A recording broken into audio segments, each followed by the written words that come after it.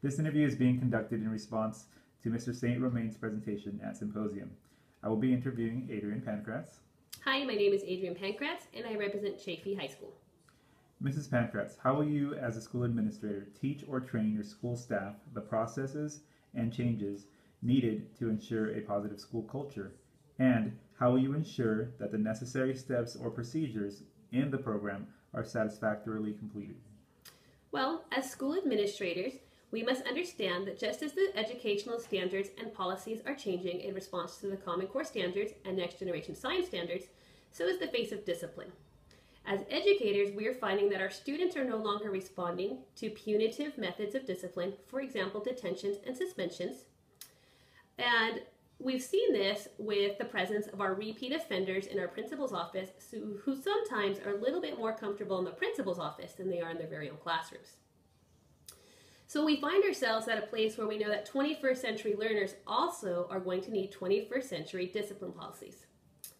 But just as those behaviors are changing, we're also finding that the expectations of responsible citizens are not changing.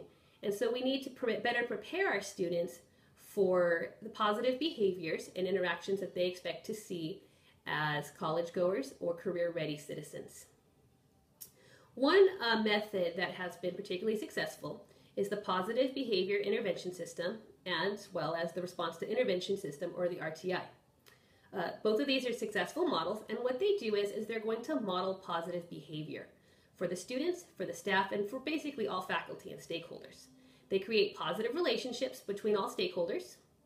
They create clear goals and expectations that everyone can adhere to and hopefully understand.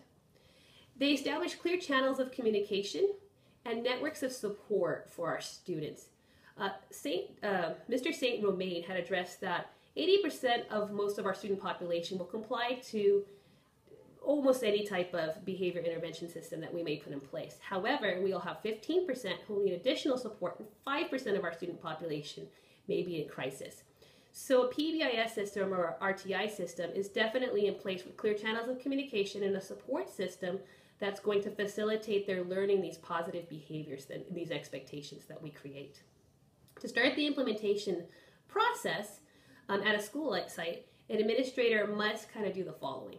They definitely need to know and understand the culture of the school so they can better assess what the needs are of the school and the student body, teaching faculty, etc. They're going to need to enlist the help of all stakeholders in order to create a clear set of expectations and rules for students and faculty and stakeholders to adhere to. They need to provide many opportunities to establish positive working relationships between stakeholders. And some of the ways an administrator might do this is to create an open forum system, perhaps like a coffee with the principal, to establish surveys, teacher in-servicing, and staff meetings, so that we can gain insight and the opinions of all stakeholders. Questions might include things like, what are the behaviors of a successful student? And define what a safe school looks like to you. The implementation process may start with a staff in-servicing or many staff in-servicings. Surveys can be established to allow staff to self-assess where they are in the RTI or the PBIS system. For example, if a teacher is well-trained or well-versed in the PBIS system, they may decide to go to a higher level course, whereas somebody that's at the very basic introductory level may decide to go to a classroom management course or just a course in general about what does PBIS mean for them. Student training will also take place, and the student training portion will most likely be done in the classroom between the teachers and the students, but can also be done and reinforced through school-wide assemblies, in servicing with counselors, and different interactions with stakeholders. Lastly, there's also the parent stakeholder portion, and a school administrator might be able to facilitate these relationships by creating parent forums, again, the coffee with the principal option, as well as perhaps creating a parent center. At our school site, we've had great success with establishing a parent center, which offers parenting classes, access to school communication portals, for example, School Loop, and this is available throughout the school day, as well as after school in a dedicated classroom. But if this is not possible at all school sites, definitely meetings with the principal and just an open door policy will create that establishment of positive relationships.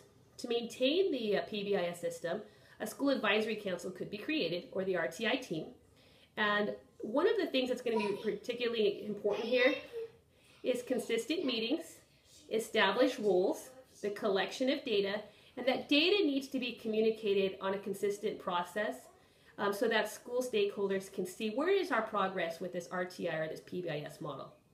Incentives can also be established to maintain the discipline model, but we want to make sure that we know our customers and our clientele overall, and that we don't want to override our intrinsic motivation for good behavior by tangible incentives. Lastly, we want to make sure that we revisit and revise regularly to establish where we are and assess the process and make sure that it's evolving with the state of our school and with the culture that's now emerging. Thank you. Thank you very much for your response. This concludes our interview.